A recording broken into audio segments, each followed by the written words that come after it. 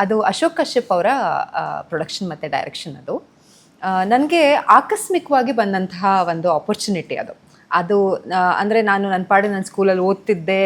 ಆ ವರ್ಷ ತಾನೇ ಮೊದಲನೇ ಸಲ ನಾನು ಇಂಗ್ಲೀಷ್ ಮೀಡಿಯಂ ಸ್ಕೂಲ್ಗೆ ಅಂತ ಹೋಗಿದ್ದು. ಅಲ್ಲಿವರೆಗೂ ನಾನು government school student. So first time ಏನೋ ನನಗೆ ಅದು ಸ್ವಲ್ಪ ಕಷ್ಟ ಆಗ್ತಿತ್ತು, ಎಲ್ಲವೂ ಹೊಸ್ತು ಅನಿಸ್ತಿತ್ತು. ಆ ಟೈಮಲ್ಲಿ ಬಂದಂಥ ಒಂದು ಆಪರ್ಚುನಿಟಿ ಇದು. ನನಗೆ ಫೋನ್ ಮಾಡಿ ನಾನು ಫಸ್ಟ್ ಎವರ್ ನಾನು ಕ್ಯಾರೆಕ್ಟರ್ ಮಾಡಿರೋದು ಒಂದು ರೀಪ್ಲೇಸ್ಮೆಂಟ್ ಕ್ಯಾರೆಕ್ಟರ್.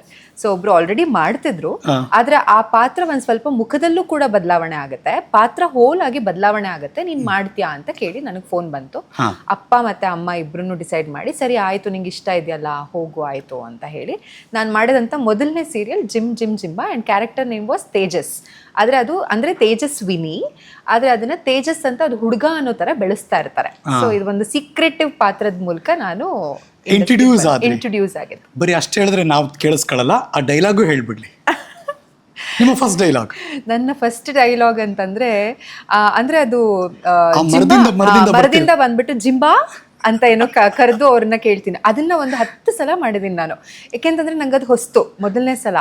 ಬರೀ ಅಷ್ಟೇ ಬಗ್ಗೆ ಹಿಂಗೆ ಏನೋ ಮಾಡಕ್ ಹೋಗ್ತಿದ್ದೀನಿ ಅಂತ ಅಂದ್ರೂ ನಾನು ಸರಿಯಾಗಿ ಮಾಡ್ತಿದ್ದೀನಾ ಇಲ್ವಾ ಅನ್ನೋ ಸುಮಾರಷ್ಟು ಇನ್ಸೆಕ್ಯೂರಿಟಿಗಳು ಎಲ್ಲವೂ ಜೊತೆಯಾಗಿತ್ತದು.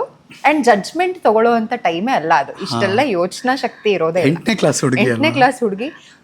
ಏನ್ ಅನ್ಸ್ತೋ ಅದನ್ನ ಮಾಡಿದ್ದು. ಕೃತಿಕಾ ಟೇಕ್ 1 ಅಂದ್ರೆ ಜಿಂಬಾ ಅಂತ ಕರೀತೇನೆ. ಓಕೆ, ಕೃತಿಕಾ ಟೇಕ್ 2 ಅಗೇನ್ ಜಿಂಬಾ ಅಂತ. ಅದು ನನಗೆ ಸರಿ ಹೋಗ್ತಿರ್ಲಿಲ್ಲ. ಫೈನಲಿ ಎಸ್, ಅದು ಅವ್ರಿಗೆ ಇಷ್ಟ ಆಗಿ ಅದನ್ನ ತಗೊಂಡ್ರು.